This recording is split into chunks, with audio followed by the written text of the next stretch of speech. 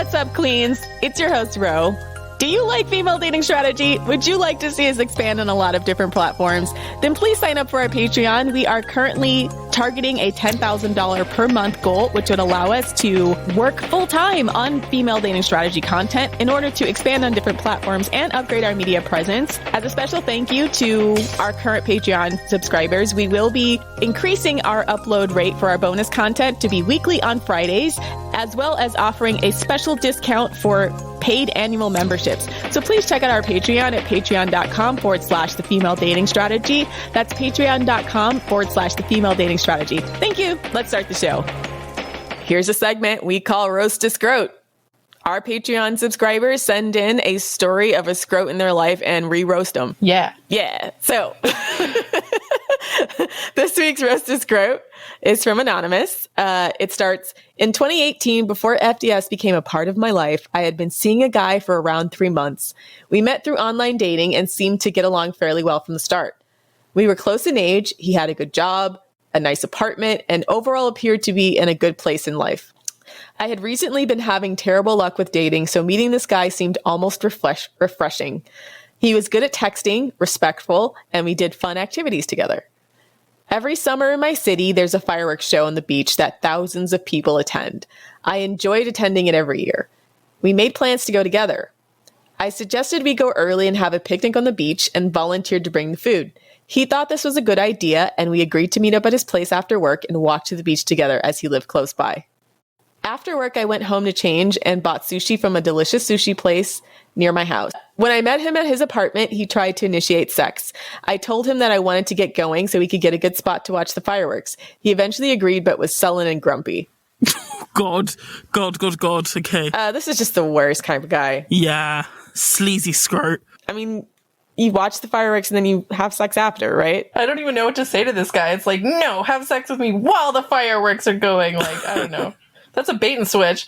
I don't really like when you know you have a deadline in the back of your mind, like, oh, I have to be somewhere at a certain time, and then like trying to relax and have sex at the same time just is like a no-go.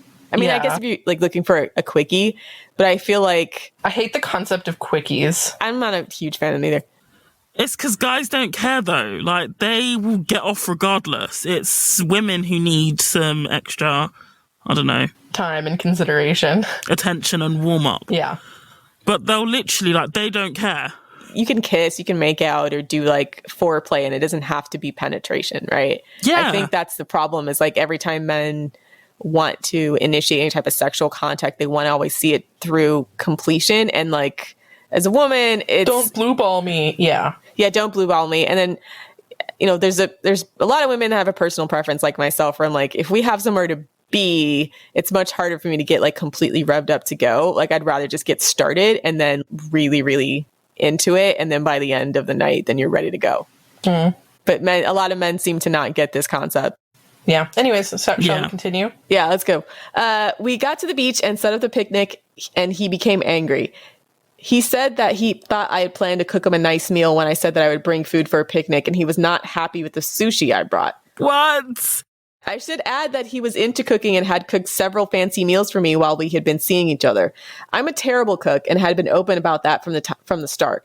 Before that evening, he had never made a comment about me cooking for him. He proceeded to remain angry and barely spoke to me for the remainder of the evening, ruining a summer event that I had been looking forward to. Yeah, this is not about the sushi. This is emotionally punishing you for not, I don't know, having sex with him. Providing sex on tap, on demand. For not complying, yeah. Yeah. What a dick. This is the compliance test. No, this reminds me of my ex, because my ex would do this all the time where, you know, if I ever mildly displeased him or had a boundary, he would just like be sullen and grumpy and annoying for like days until, I don't know, just to like I call it emotional punishment. Yeah. And like I said, it's not like she said no sex forever, right? Yeah. It just seems like a really weird thing to suddenly throw a tantrum over. If there's an issue, he should have communicated what the issue was and not use these side issues as punishment, because that's emotionally manipulative, right? Yeah. So Next paragraph. After this unpleasant evening, I realized that I did not want to see this guy anymore. He had shown his true colors and he was not someone I wanted in my life. I politely ended things with him over the phone a few days later. I wanted to avoid conflict, so I did not tell him that I was ending things because of his behavior on that evening. Instead, I gave him a vague explanation about how I thought we were looking for different things. Okay, cool. I want to see if he freaks out. I feel like he's going to freak out. Several days after, I realized that I had left my bathing suit at his place when I had gone swimming at the pool in his building. Since things had ended peacefully, so I thought, I figured it would be no big deal to text him and ask him to return my bathing suit. His office was near mine, so it would be simple for him to bring it to work and I could pick it up from him at lunch. When I texted him, he said that he would not be returning my bathing suit. I was shocked. I asked if we could speak on the phone so he could explain what was going on. He agreed, and I called him that evening. He proceeded to yell and scream at me over the phone about how he would never return my bathing suit and how disgusting I was for asking him. What? What? I'm just imagining him getting like the vein popping in his forehead from screaming about a bathing suit that doesn't belong to him. Yeah, this guy lacks emotional maturity by a lot. Seriously. Yeah. When I asked what use a man has for a bikini, he didn't have an answer, just made it clear that he would not return it. I was appalled to see this kind of behavior from a 31-year-old man, but decided I would move on. Yeah, his ego's bruised. So it just seems like when his ego feels a little bit bruised, he just flies off the handle. Yeah. And he doesn't know how to manage that or like depersonalize it. Yeah. Damn, this reminds me a lot of my ex. Like, what if we dated the same person? What if this is the same guy? Gosh, imagine. This behavior is common in many guys. So, Yeah. you know. True. A couple of weeks after this, I started thinking about how much I liked the bathing suit and how it was almost brand new. Girl, you should have cut your losses here, says. Yeah. I decided to give it one last try and texted him requesting that he return my bathing suit. He again refused and it was extremely immature. The situation was ridiculous and I was beyond frustrated to see a full-grown man acting like a child. I decided to cut my losses. I've learned the hard way with breakups, even if it's like, even non-romantic breakups, like friendship breakups or like if you have a roommate situation, even that like you're not on the best of terms, like you're going to have to cut your losses a little bit. You want emotionally manipulative people to be mature enough to like split up and like just you take your own, they take what's theirs and just move on with your life. But experience has taught me there's a lot of people that don't have emotional regulation skills like this. Yeah. So you have to prepare for the breakup by making sure you have everything you wanted and then like break up because you just never know with people like that. Yeah. How they're going to react. And a lot of times people just hold on to things just to be a dick. Jerks. Yeah. For emotional blackmail, to keep trying to coerce you to talk to them. Like there's so many reasons why people might do stuff like this. That's why whenever I'm breaking up with someone, I always make sure I bring everything right down to my toothbrush because I don't want to give someone an excuse to, like, one of my exes, like he texts me every few months to be like, like one of the times he texted me, he's like, "Oh, you left some stuff at my place," and I'm like, "Oh, what did I leave?" And he's like, "Oh, just like some hair ties and like junk mail and shit, like stuff I wouldn't want anyways, right?" But it's clearly just an excuse to try to meet up with me. He's like, "I can put it in a box and bring it to you if you like. Just tell me your address." No, bitch. Yeah. A few weeks after that, he contacted me stating that he would give me back my bathing suit if I paid him $45. What? Yeah. What? Yeah, she says I hadn't blocked him because he knew where I lived and I have a policy of not blocking men who know my address for safety reasons. I was floored. This guy had a good job and did not need to extort $45 out of me. He was clearly being manipulative. Yeah. I texted back that I would not be paying him any money and requested that he would not contact me again. He then texted me claiming that my message had been harassment and that he could sue me for that. What? This guy's crazy. He's actually crazy. This guy's crazy. Yeah. Yeah, this guy's insane. He's crazy. This guy sounds like a guy on Reddit, to be honest. Yeah, he sounds like a Redditor. These guys who like have these grandiose visions of their own power. First of all, as an FDS mod who gets a ton of harassment online and, mostly just keeps that to myself, for the most part, when guys are like, "Oh my God, you said something I don't like," that's targeted harassment. Like, I have very little patience for people who complain about being harassed over minor shit like that. Like, don't be a fucking drama king. Yeah, this is nutso behavior from a grown man. Yeah. Seeing this man act like a child and try to manipulate me was such a discouraging experience that I was turned off from dating for quite some time. Looking back, I could see a few red flags that I missed at the time. These included him commenting that men were falsely accused of sexual assault all the time. Waving! Whoa. Massive red flag. Yeah. He's a rapist. When a guy says that, he's actually accidentally admitting that he is a rapist. Straight up. Only rapists say shit, or only people who are rapists or want to be rapists say shit like that. Yeah, it's very strange to me. Bringing up ex-girlfriends early on and asking me to rent a vehicle to help him move a table to his house after only a few dates. Quote, I didn't do it. However, I was not able to see how truly of a disgusting person he was until he completely took his mask off. Please roast the shit out of this scrote. He deserves it. Also, following the break I took from dating after my experience with this scrote, I ended up meeting a great guy who knows how to appreciate a sushi picnic on the beach. Hooray! Yay! Yeah. Good for you, sis. Yeah, we're happy. I mean, I don't know what to say. This guy kind of roasts himself, like, just by existing. Like, his whole existence is a self-roast. He just seems crazy. He's crazy, but also I would not be surprised if, you know what this sounds like to me? Honestly, it sounds like one of those, he gave her one of those red pill shit tests. She didn't respond the way he thought she would or he wanted her to. And then he threw a tantrum because now he feels like, rather than express like his emotional needs or express to her what he wants, he's like emotionally punishing her, right? Yeah. Sometimes when like guys get in these sulky moods, it's like it's usually like mismatched expectations, or or some kind of like manosphere thing. Oh, test if she likes you by doing this, you know? As a general rule, I actually find it's very liberating when a guy is being sulky is to just be like, okay, you're not being funny anymore. Bye. You know? Yeah. Like guys do that because they want you to try to be like, it's like a part of Dread Game where, yeah, that's what I was saying. They want you to they be want like, you to jump through oh no, hoops. he's mad at me. What should I do? You know, they want you to, to jump through backtrack hoops or like apologize. Yeah, to jump through hoops to try to make him feel better. It's a way of trying to emotionally punish you into doing what he wants. And I love, like, ever since my last, one of my exes who used to do the emotional punishment routine, I just have zero patience for that from guys. And so as soon as they start to get all sulky and mean and like shitty, I'm just like, okay, bye. It's so fucking funny seeing their reaction because they're like, wait, what? Like, they weren't expecting that. They were expecting you to grovel and, you know, kowtow to him. And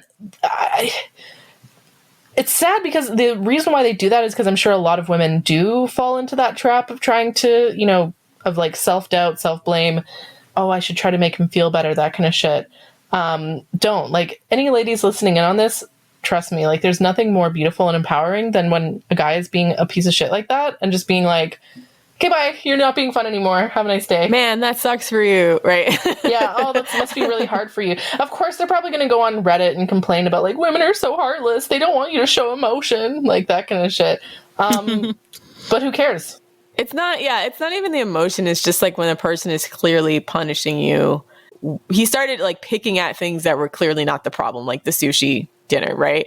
I feel like when you take the step from like not owning your shit or like owning your own problems or like communicating your own problems and just like antagonizing another person, then that's a huge red flag. This person just lacks emotional maturity of any kind. Emotionally immature and also like just toxic, like just actively antagonistic, right?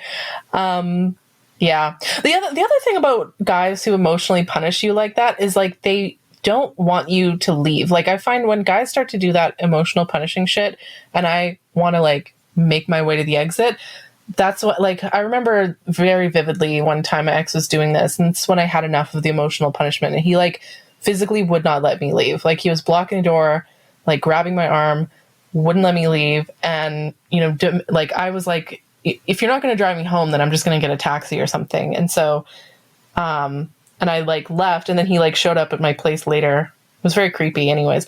So yeah, guys will like do this, but they want you to stick around and suffer with them. They want you to suffer from their misery. They want you to engage. Yeah, they want you to engage. Yeah, they want you to engage. And so when you try to leave or when you drop out or when you've had enough or whatever, they're like, they get pissed off that that's not the reaction that they wanted. Yeah. Yeah. 100%. True. Okay, so that's our roast to scrote. If you would like to submit your own roast to scrote or a queen, shit, or a narciss, please visit our Patreon at patreon.com/the female dating strategy and sign up for one of our tiers, and you can listen to our bonus content and submit a story to be read out loud on the podcast. Yeah. Yay. Yay. Let's start the show.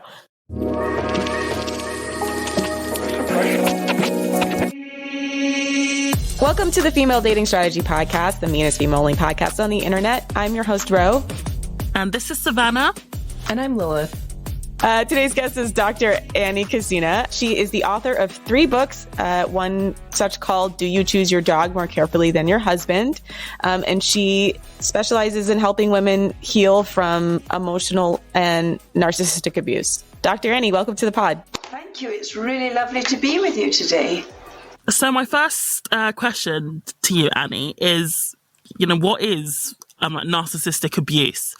Well, narcissistic abuse is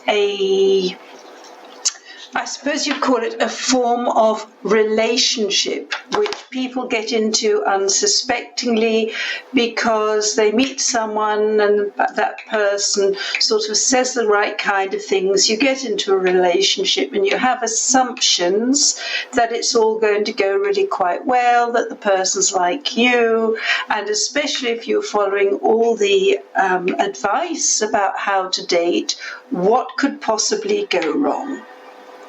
And the fact is, people aren't aware of what a narcissist looks like. We're not looking for them. We don't think we know any of them, although most of us do. But narcissists are people who have a very, very good opinion of themselves. They can come across to those of us who weren't born with piles of confidence as being confident and therefore in some way aspirational. Their confidence is over the top. They think they're something really special. And they tend to have ideas of themselves as being somewhat better than they are. My ex-husband, yes, who was a narcissist, he was a doctor in a hospital when I met him. He was laboring under the illusion that he was the guy who was actually running the hospital. Without him, it would have fallen down. So you often have that kind of belief. They believe that they're special and unique. Now, they would be horrified to think that everybody is actually special, but we're all special and we're all ordinary at the same time in reality. Narcissists think they're special and above other people, and when they select a partner, they tell that partner that he or she is special. They're the kind of people who say to you, I've never met a woman like you, which actually means I've never met a woman that I actually like, and at the moment you're just about passing the test. They do require excessive admiration and excessive attention all the time. They tend to talk a lot about themselves. Sometimes they can talk quite interestingly about themselves, but they do love to be the centre of attention. They lack empathy. They lack interest in you. They will be terribly interested at the beginning because they're on a frailty-finding mission. They're looking for your vulnerabilities. So tell me about your last relationships. How do you get on with your parents?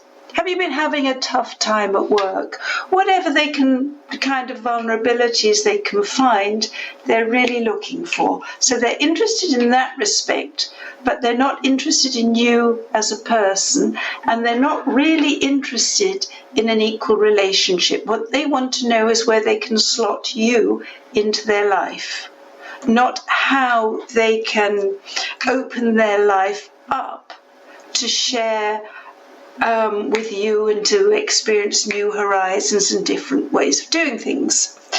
They can be very envious or resentful of others if they feel that others have more than they have, and they will often feel it's undeserved, and they often have the belief that others are envious of them. And that is rarely the case, and they do tend to be somewhat arrogant and haughty. They, if you say that they act like the sun shines out of their bottom as often as not, you wouldn't be far wrong. So that's the fairly standard description of a narcissist, and they do feel very entitled. They really do believe that everything that they want, they should have. They're the main character of their own story, and everybody else is just a player in it. Bit player, yes, absolutely. Yeah, bit player. A side extra. Side piece. Background noise. Yes, not even a cameo role. I'm sorry, but listening to that description, I'm like, that just sounds like an average man to me. This is where it gets complicated. I think so many things have conspired to allow men to show up as more narcissistic than they might have done once upon a time. And what are some of these? Because I've gotten that perception too. It just feels like nowadays so many people are narcissistic. I mean, women can be narcissistic too, but Absolutely. I feel like male narcissism presents a little bit differently and is a lot more like actively harmful. I don't know. That's a curious question. Are there substantial sex differences between how narcissism presents in women versus men? I think there are subtle differences. I think that men will swan into your life, narcissistic men, and it is a great deal of, look at me, I'm wonderful. And we're trained to go, oh, yes, you're wonderful, I will look at you. And I think women will swan in narcissistic women, and they're more likely to say, oh, look at you, you're wonderful, initially, and offer loads of sex and hook a man that way. And then they start to reveal themselves more. So it seems like women are more likely to present it in a more covert way. Because I've heard of covert narcissism where often like their intentions are concealed. Whereas for men, because I would say like the social punishment isn't as high for men who express their own narcissistic tendencies, that they are probably more likely to be upfront about their intentions. Absolutely. There are covert male narcissists too, of course, and they come in and that sort of, look at me, I've had such a hard time, people are horrible to me, but I'm a genius, really. Oh, yeah. I was raised by narcissists, I've dated narcissists, so all of this is like really confirming. Oh my gosh. So relatable. Thank you, though.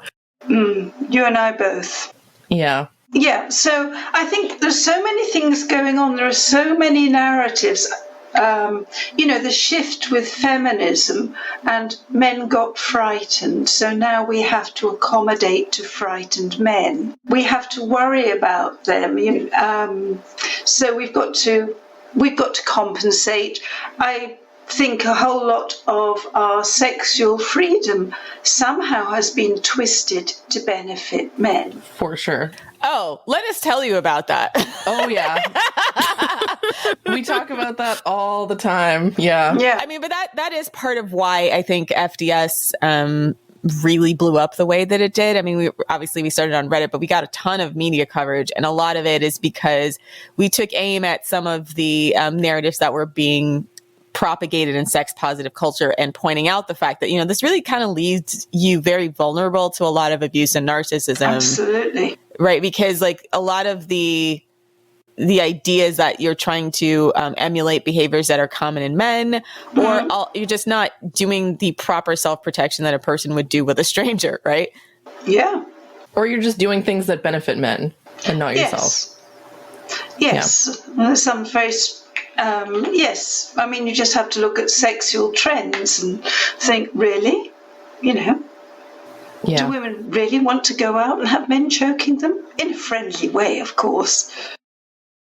Oh, it's consensual strangulation. Totally. Like, I just resent the idea that it's, well, this is a little bit of a tangent, but I resent the idea that that's become normalized. I think when it was kink and it was like deliberately a fringe sexual activity, then people knew it was taboo. And then, you'd have to discuss that with your partner. It was more expected. But now I think because it's become so normalized via porn or cultural influences or sex positive feminism, that it's really, really pushed a lot of sexual violence to the forefront and made it a normalized sexual practice when it really shouldn't have ever been. Yeah, absolutely. Well, now it's like expected of women. And if you don't do it, you're, frigid or closed-minded or, no pressure. Yeah. No pressure. Yeah. I'm just on the topic of, sex and pornography, Annie. Is there any, link or any, I guess, behaviors or sexual behaviors that a narcissistic person would exhibit that's different to normal sexual behavior? Oh, just a small question then. I think this is a really difficult one. The crazy thing at bottom is that narcissists don't really like women. Some of them are hypersexual, and then they pride themselves on being super stud. And I had a client whose husband was hypersexual, and at one point he was having affairs with people all the time and telling her about them. And he kind of reached a stage where, provided he wasn't driving her mad, it was not that, she wasn't that bothered. But he would boast about how he would give them the best sex of their life kind of thing. But the interesting thing was they didn't want to see him again. Mr. Superstud did such a good no repeat customers. Yeah. Yeah. Because there was a sort of, it was kind of screwing by numbers thing, I guess. So some of them are hypersexual, some of them are not. And the one thing that sex is not for narcissists is an act of intimacy. They will use sex as a weapon, and they will withhold sex as a weapon a lot. And people who withhold sex from a partner, you can't say that they really like that partner. It is about the narcissistic supply, right? Like it's about the conquest, the idea that they could get one over on the next person. Yes, and control, of course. I'm always very fascinated. I have a small dog who had to be castrated because he's a little bit sexy. When he plays with his toys and he gets excited, he still tries to hump them. And that always reminds me that narcissists do use sex for control, power and control. Yeah. But it's about the domination. Yeah, absolutely. Yeah. Also, I find narcissists love porn. Is that just me, or is there any research behind that? In my experience, they don't all love porn, but it stands to reason that a lot of them would. I mean, there are always differences between people. Narcissism, I know they say it covers a broad spectrum and so on, but there are actually differences in the way some narcissists show up to others. Right, because I know a lot of religious narcissists, and they're not into the porn thing, right? So the other side of that coin, where like they just see everyone who's into anything that could be construed as lascivious as inherently beneath them. It's just what I'm guessing, anyways. It seems to manifest on my experience, just whatever their social pecking order is or their social environment is, like it'll shape what their particular brand of narcissism, how it manifests. Yeah, their particular brand of narcissism will be shaped by their environment. Dare I be really naughty and just throw into the mix that I have knowledge of one narcissist, a religious narcissist, who, being a good soul, decided to leave his wife and go off and save an escort. and marry her. What? Why? Right. What? Yeah. Just saying. Jeez. Yeah. They'll do what they want, and then, at least my experience with such people, they'll do what they want, and then like create a backwards narrative, right? Yeah. to try to spin it to make themselves look like they're in the know, or they're just not a bad person because they want to look like they're doing things for altruistic reasons. Yeah. Which is obviously highly manipulative because it's a way to obscure their true intentions for you or the other person. Yeah, they always do that. And in marriages, the number of women I've heard from who said, my husband told me it's my fault he had affairs. How does that one work? Yeah, narcissists are spin masters. Yes. Spin doctors. Yeah, spin doctors. And to be fair, as a person who grew up in more religious communities, a lot of times there is community pressure on these women, so they feel that way, right? It's not like it's just the narcissist. Sometimes that is very much reinforced by the rest of the environment. So I don't know. I know part of FDS's work, and I think we discovered this as we started talking about relationships and figuring out where we were getting these kinds of narratives, or these kind of women blaming narratives and these victim blaming narratives. And a lot of it comes from the media. Some of it comes from like traditional religious conservative type communities. But what do you think about that? Like, I almost can see that, like male narcissism, or in particular, can be kind of potent because it can shape entire cultures or shape entire like environments to antagonize women. Sadly, it does. And religious environments of whatever flavor are great places for narcissists to thrive in. We are always meant to, support and be loyal to them and defer And to forgive.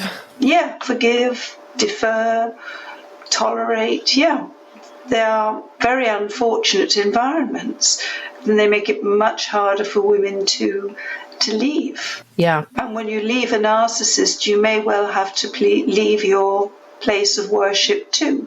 You lose the community along with the narcissist who shone in that community. So moving on to, dating, Annie, what's in the dating stage? Are there any signs that women can look out for of narcissistic behavior or red flags that they can look out for when they're in the dating stage? Well, there are so many. The first one is the instant soulmate. He's the guy who pops up in your life and you're his soulmate or his twin flame or whatever nonsense language he uses, and he's going to be with you forever. He loves you forever, and you've been with him for 5 minutes. Whoa. Yeah. That's really worrying. So with that, that's actually interesting because I always thought that was indicative of a guy with low self-esteem, like the love bomber. The ones that try to... I mean, I find narcissists at their heart do have low self-esteem, but the whole reason why they exist the way that they do is to try to not feel bad about that, Right. But there's also the more practical thing, which is the narcissist is looking for something. He's got a vacancy in his life that he needs to fill. And since he's not terribly interested in another person, and they're very quick to register the right kind of person for them, why hang about? Why not just go for it? And I think this is a really important thing that people often don't get, that narcissists can clock you very quickly. Yeah. I did an interview with a narcissist recently, and he was saying you can just tell. They literally can, because they have this kind of sixth sense for a woman who's a little bit shy, a little bit lacking in confidence, a little bit vulnerable. And they can sense it and they go for it quickly. It's kind of like you're hungry. You want a meal now. You're not going to wait for a 3-course meal, or they're not. They'll just shove junk food down their neck. They're not bothered about really getting to know you. So they're very fast wooers, They, if you listen to them, they will talk rather a lot in cliches. Their romantic game is stolen more often than not from this sort of kind of chick lit stuff, and movies. Yeah, I was just about to say a lot of like the media narratives that we get about like love at first sight, and you'll know your soulmate the moment I laid eyes on them and fell in love, kind of thing, right? And I growing up as a kid, you almost think, oh, that's just like what true love is, and then you grow up and realize that that's actually not how it is. It's actually a red flag. It's the reddest of red flags. Yes. First, they love you, and they're going to sweep you off your feet. They love you like nobody else has loved you before, and nobody else ever will again, if you're lucky. And then they start to isolate you. They love you so much they want to spend every minute with you. Yeah. A friend of mine told me about her narcissist, and she married him, and she said, darling, I've always wanted a cat. Can we have a cat? And he said, no, we can't have a cat. I don't want a cat to come between us. Wow. That reminds me of my ex who didn't like my dog. He was jealous of my dog. Yep. That's normal. My book came about because my then husband told me I had to choose between him and the dog. I choose dog 100% of the time. Yes. No. Yes. My mouth answered before I had time to think. Mm-hmm. I said, it's got to be the dog. Yeah. So, yeah, they do that. As I said, they do slot you into their life.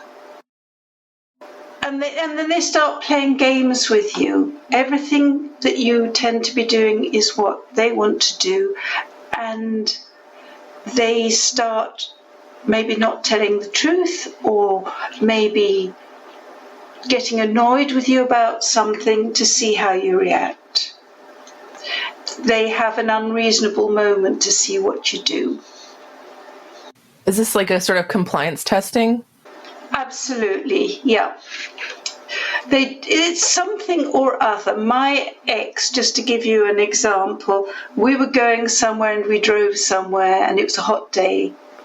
And he turned the engine off, sat in the car, didn't move. I said, are we not going into the coffee shop that we're going to? He said, I'm tired.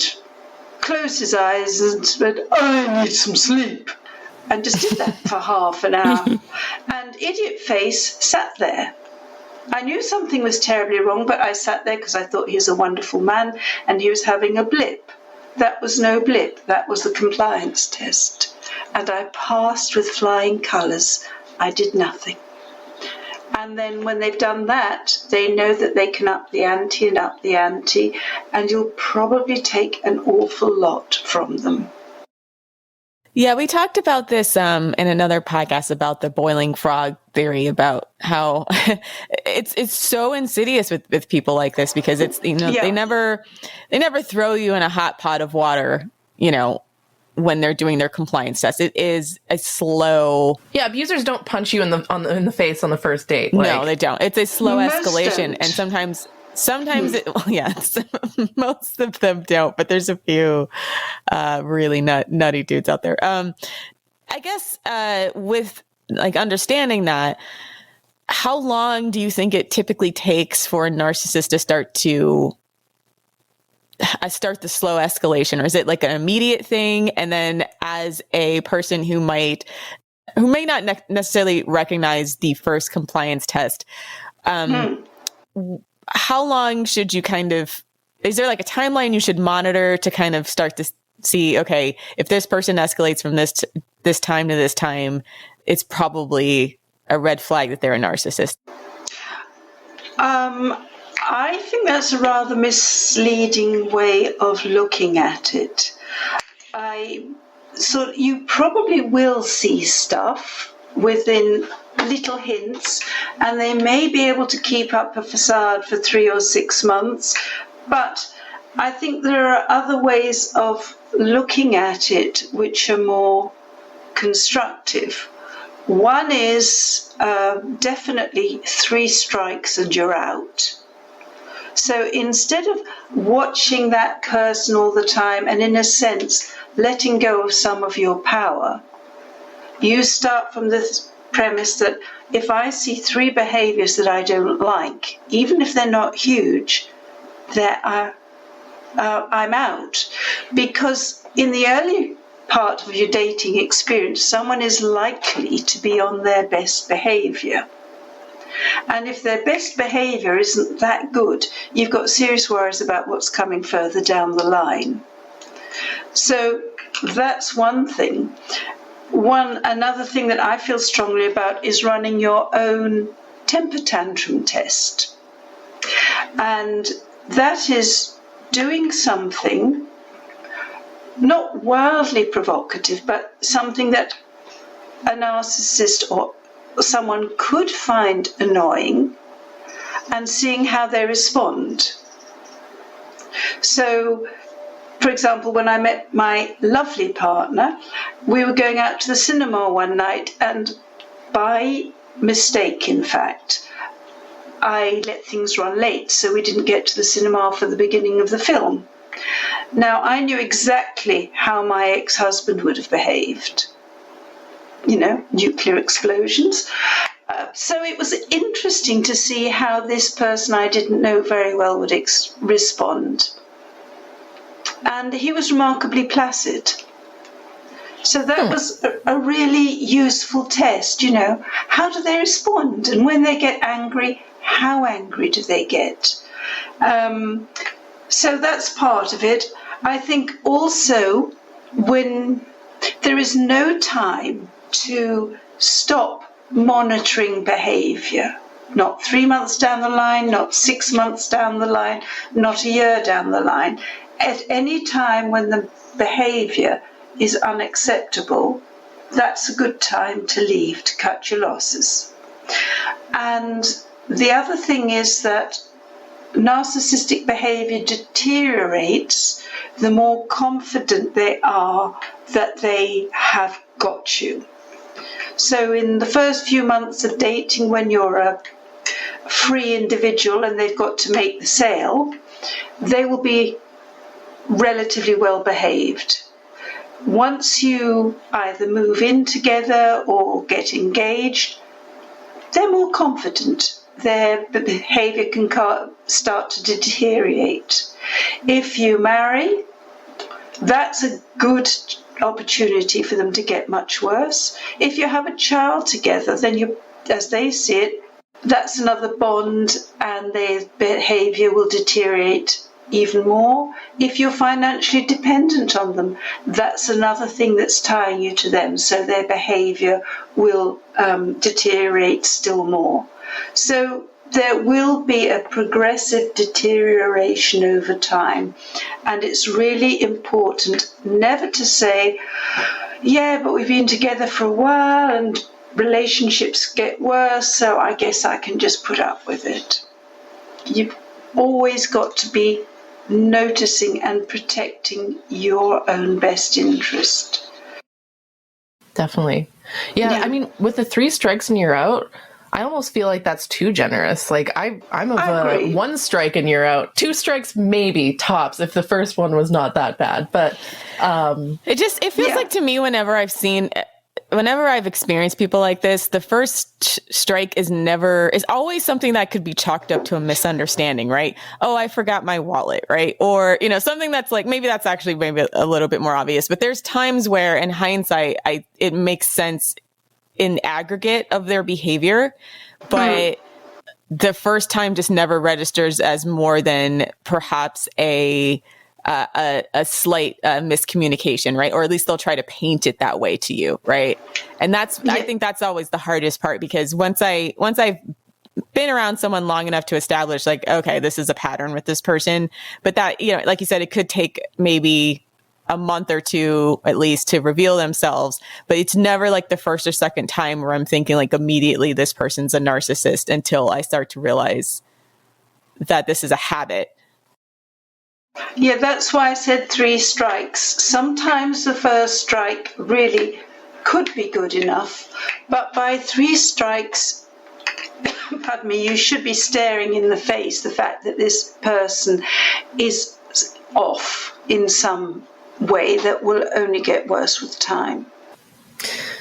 So once a woman is in the, web of a narcissist, it can be really hard to leave. And so, we hear a lot, oh, if he was abusive, why didn't you just leave him?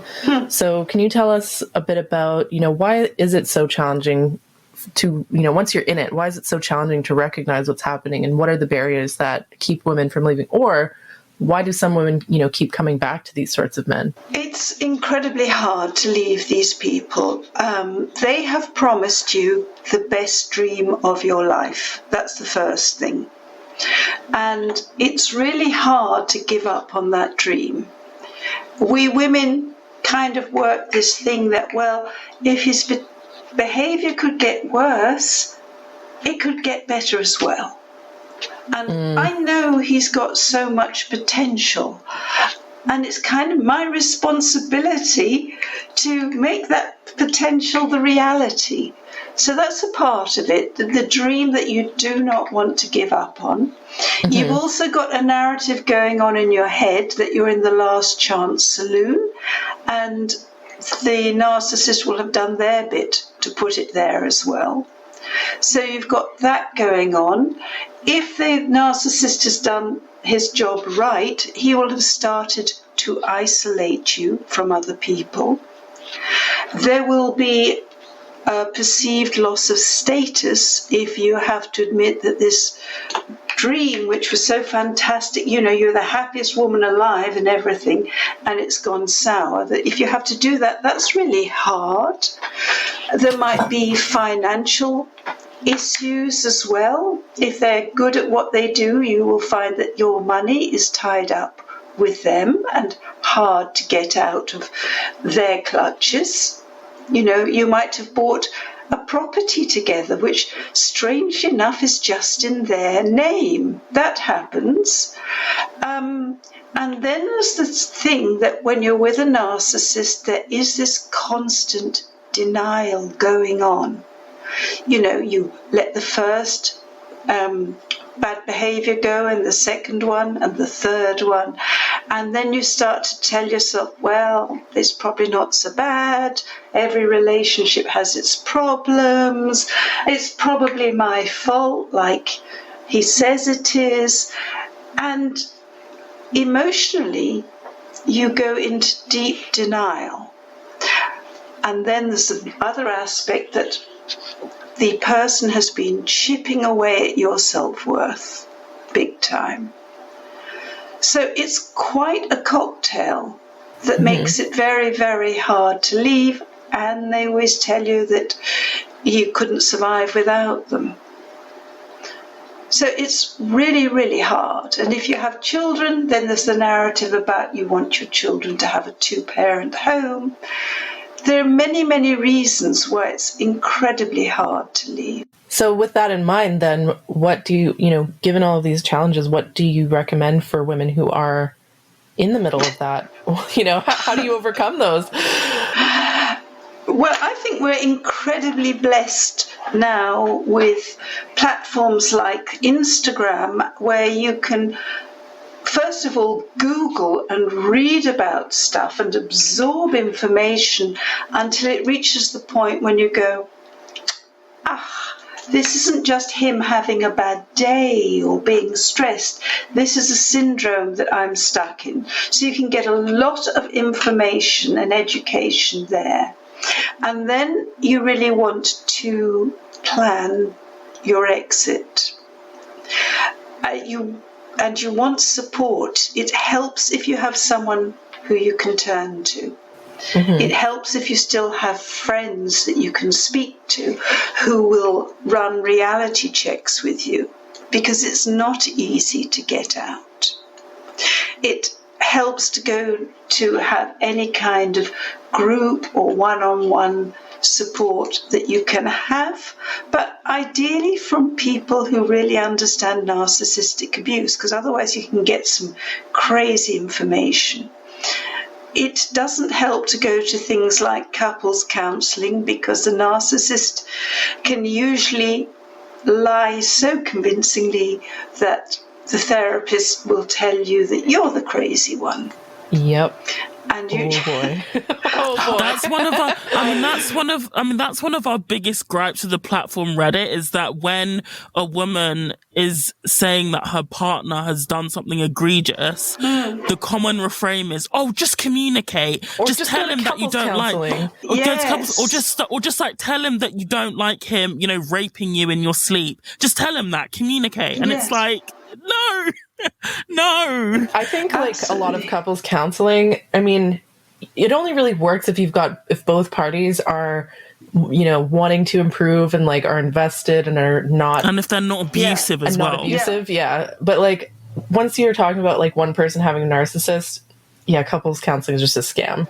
It's a disaster. It's so difficult too, because psychology and mental health fields have a long history of having certain ideological captors, right? I know in a lot of religious communities there's a lot of Christian or Catholic or Muslim type counselors, and so a lot of times they'll recommend that you go to counselors like these, but they may already have a predisposed outcome in mind because of their religious or ideological restrictions, right?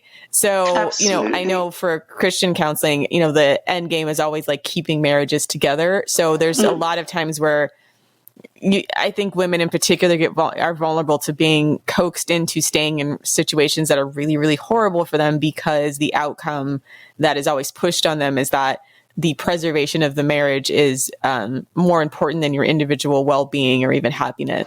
Yeah, absolutely. It drives me crazy. I have worked with quite a few people in that situation to winkle them out of those hopeless marriages. Yeah.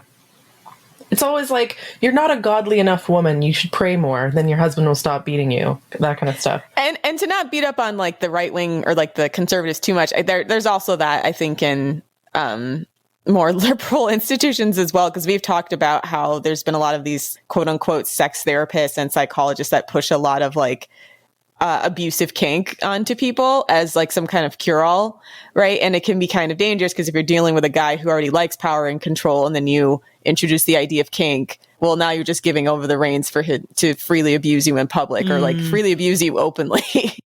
Yeah, it's like a secular religion in a way. I think with all of these things, I've done it, and I know plenty of other people have done that. We've gone to see psychologists, therapists, and we have trusted that they were fit for purpose. And we have to make that decision whether we believe they're fit for purpose. We cannot rely on them having the appropriate expertise and sensitivity. We have to ensure that for ourselves. And I think this whole conversation really is about nothing gets in the way of you needing to do your own due diligence about partners and therapists and everything related to relationships. Yeah. I'd also like to ask about the impact on people who may have had narcissistic parents.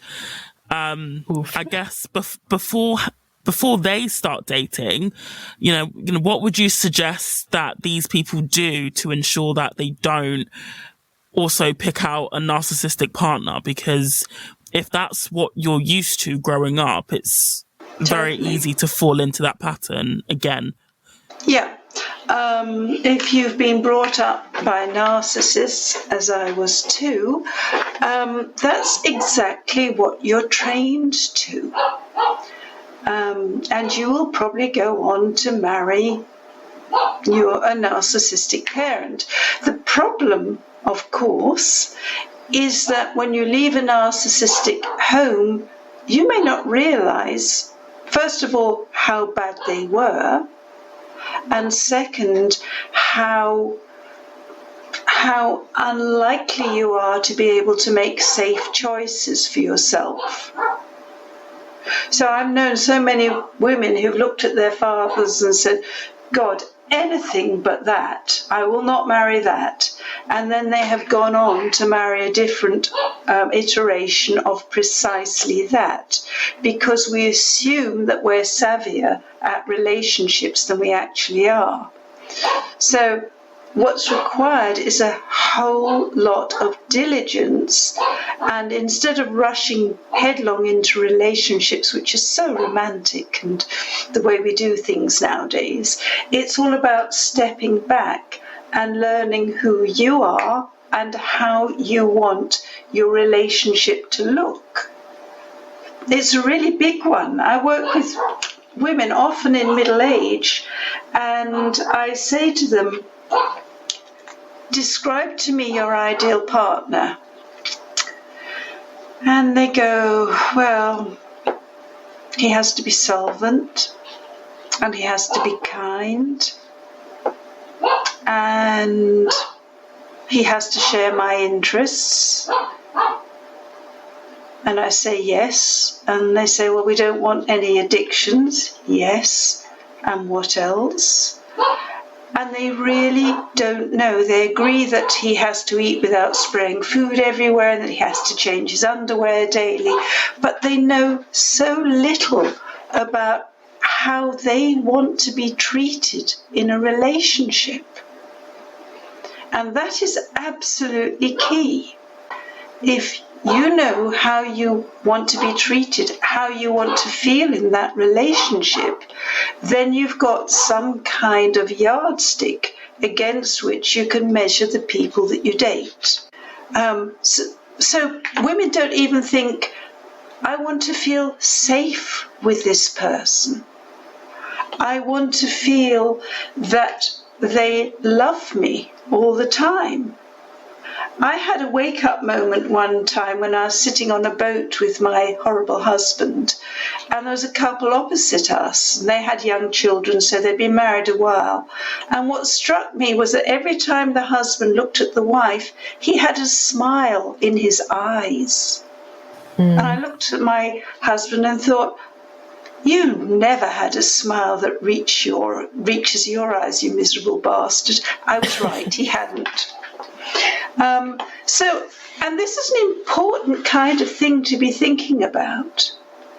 What would you like what would you like a Tuesday to feel like 2 years into the relationship with your husband? What would you be doing together? How would it feel? What would a trip to the supermarket together feel like?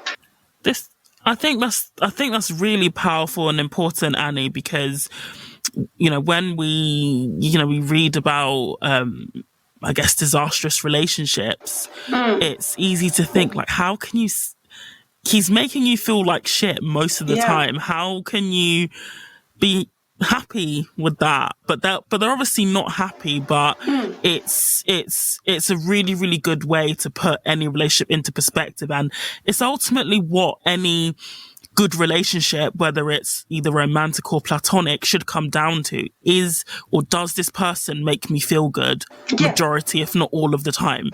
And that's what it should come down to.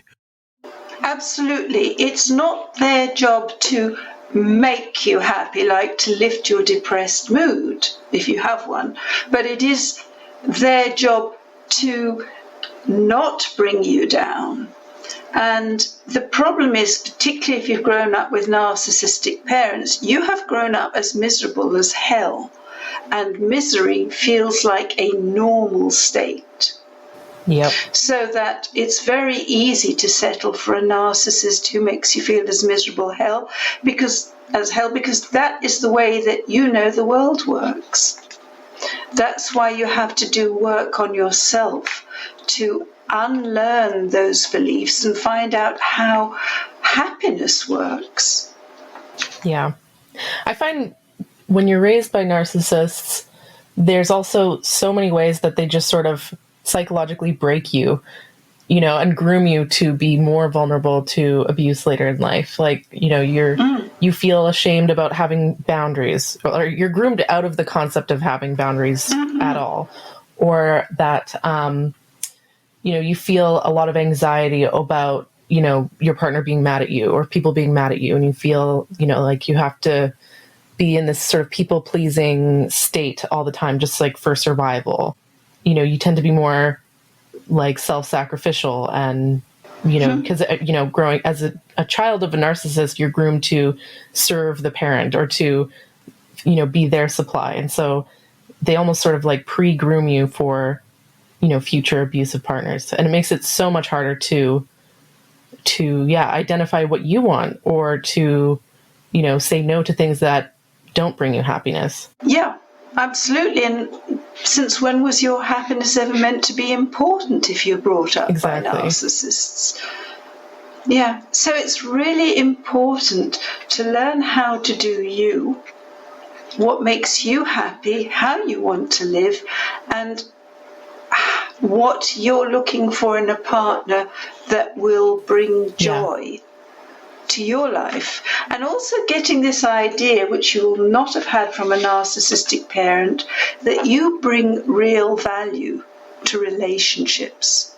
And if you're bringing real value to relationships, it's not unreasonable to find someone who will appreciate that and who brings something valuable as well. The projection from narcissists is what makes it so much harder too. Like, they'll tell you that you're the selfish one, or that you're the, you're the one being demanding, and so on. And so you think that by having any expectations at all, like, it makes you the narcissist or something, right? So it's so hard to even know what reality is almost. But let's talk about recovery, because that's, I think, the hardest part of all of this is, it's one thing to spot red flags, it's one thing to leave. And I find the recovery is something that can be, years in the making. So what do you like? What does that look like? How does one recover from emotional abuse, or especially narcissistic emotional abuse? This is something I have been working on for a really long time for myself and clients as well. I think the first thing is to understand the difference between what you're feeling and what reality is. So we all stagger out of a narcissistic relationship and we feel broken and we're damaged goods and it's all over for us and there'll never be anyone so wonderful again. And we have all of these beliefs. And we're worthless and useless and whatever else as well.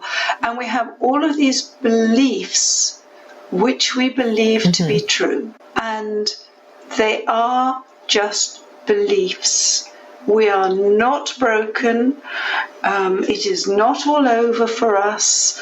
And certainly there's far better to come once you get away from narcissists. But it's a very difficult thing to understand. It's a very difficult thing to get your head around.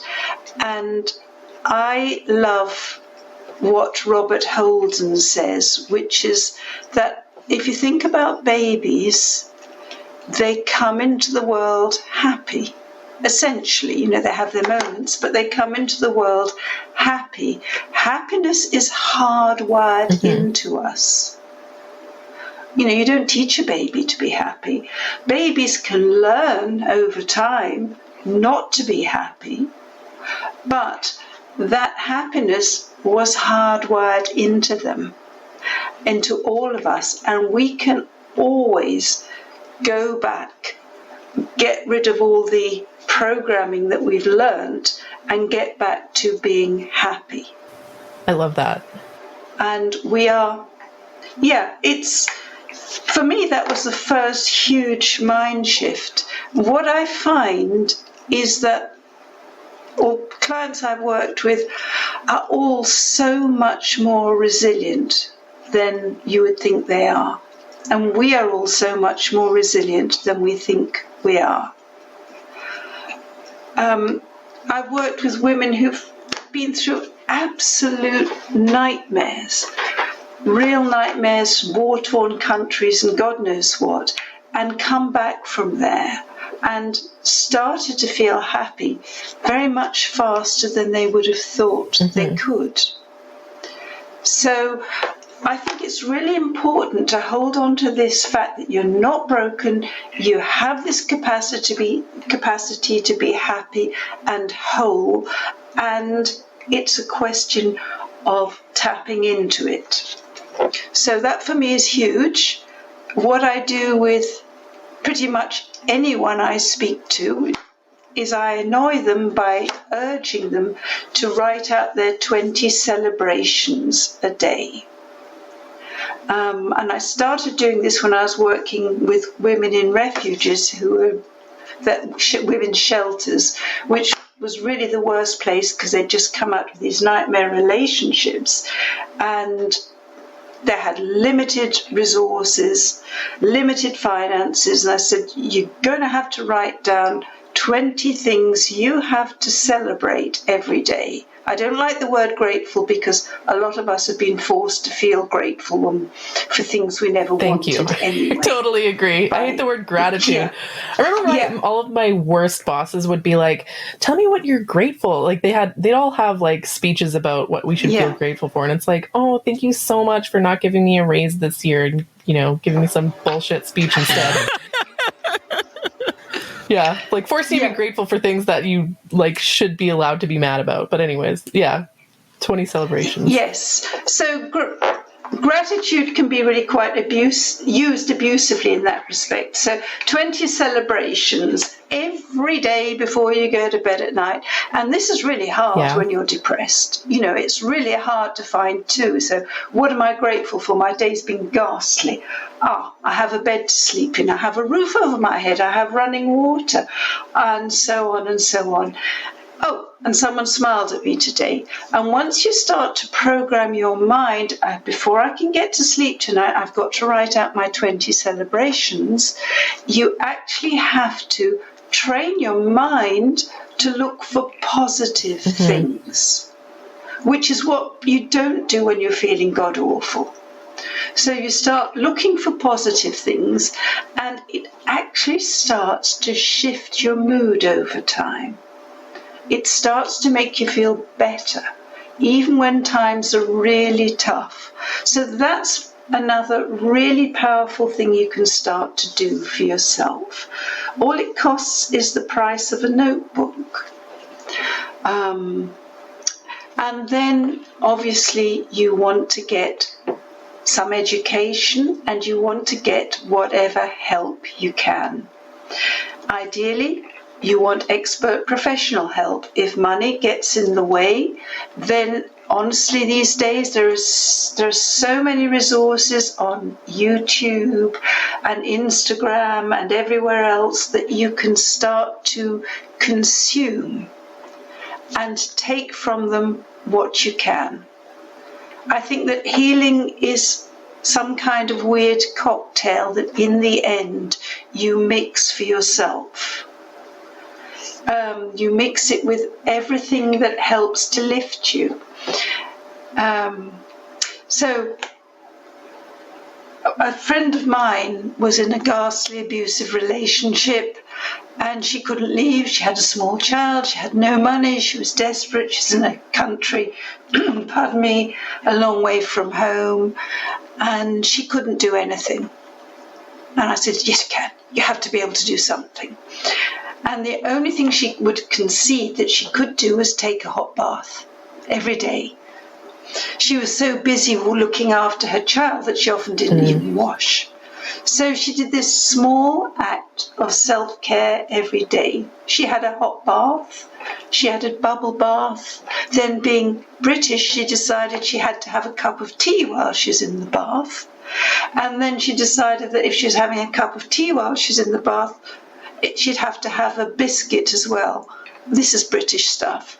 And then if she was having a cup of tea and a biscuit, she had to read in the bath for a while, and she did that too. And then she left her husband.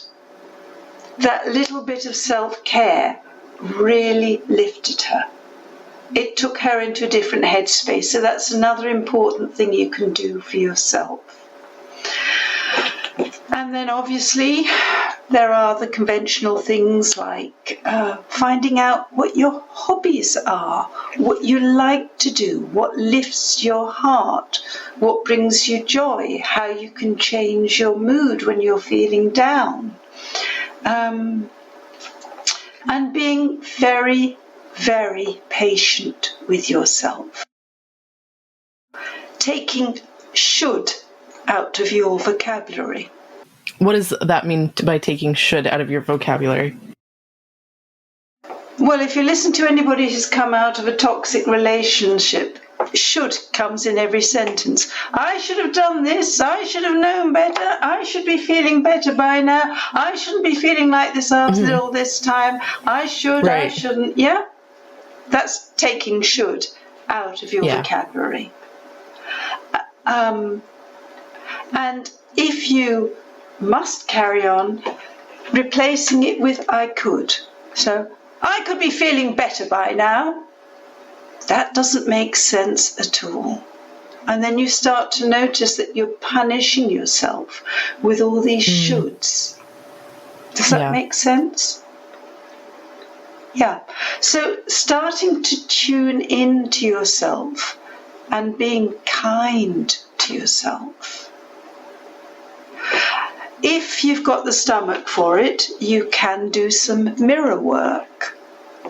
That's where you stand and you look at yourself in the mirror and you don't go, God, I didn't know I had this second chin, or I didn't know I had this new wrinkle or whatever, or my bum looks big in this. It's where you look at yourself and say, I really feel for you. You're going through this. And you're doing the best you can. Or find something calm and kind to say to each other, to yourself. But again, mirroring can be a bit hard if you're having a real issue with yourself. Mirror work. So these are some of the things that you can do. Affirmations can work if you find affirmations that fit with where you are. So every day in every way I'm getting better is not going to land well with you if you're feeling awful. I know this is really hard and I'm doing the best I can. And for today, that's good enough. Is a different kind of affirmation that might work for you. So there is this element of being mindful, being present to yourself, treating yourself the way you would a friend who is desperately upset or a child who is hurting, instead of treating yourself like your narcissistic partner or parent treated you. Yeah, that helps a lot. Thank you. Do you have anything coming up, Annie, that you would like to let our listeners know about? Well, I've got a couple of things that could be useful to your listeners. I have my free healing affirmations for dark times on my website, which is https recoverfromemotionalabuse.com. So that's a free download, healing affirmations for dark times.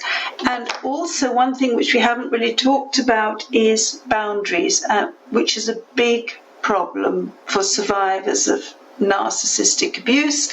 I know was it Euro who said that you come out of a narcissistic relation family. I think that was me. Boundaries. Yeah, you're basically trained not to have any boundaries when you're raised by narcissists. Yeah. And then when you get out into the outside world, all these helpful people give you a load of advice that is either not sensitive or not helpful because you're not where the advice is, and they say to you, you should get boundaries, you should have boundaries, and you end up going, yeah, I need boundaries, I'm going to get some boundaries, and then you go home and think, what the hell even is a boundary? How do I do this thing? So having been in that situation and worked with a load of women who knew they needed boundaries and punished themselves because they didn't have them and didn't know how to get them, I created this little program which just teaches you to break the old patterns of people pleasing and sacrificing yourself and working for crumbs of affection that you're never going to get, and being frightened of saying no to people, and instead create the kind of boundaries that will help you in all areas of your life, that will help you have healthier friendships, healthier workplace relationships, have a healthier relationship with your work, and also have a better relationship with narcissistic parents, and folk generally. I was going to say narcissistic partners, but you'll never have a healthy relationship with them. But if you do have to have a relationship with a narcissistic ex, it really helps if you do have boundaries so that you can limit your interactions in such a way that you don't get wounded by them again. So I have this program which is called the Breaking Old Patterns Toolkit, and that's available from, full address is www.breakingoldpatterns.com. So it's https://www.breakingoldpatterns.com, and that's paying program, but it's $39, and it will give you an awful lot of insights and new ways of seeing the world and dealing with difficult people, so that you don't feel that you are suddenly stripped of your personal power. Thank you so much. Yeah, thank you for your insight. It's a pleasure. I love what you're doing, and it's been absolutely wonderful to speak with you today. Well, we're honored to be able to have you on the show. And that's our show. Please check out our website at thefemaledatingstrategy.com, as well as our Twitter at femdatstrat. And if you'd like to hear additional bonus content, as well as submit your own roast to scrote, and our brand new Discord that we have for our Level Up and Queen tier members, please check out our Patreon at patreon.com/thefemaledatingstrategy. Thanks for listening, Queens, and for all you practitioners of the clownological arts, die mad. See you next week.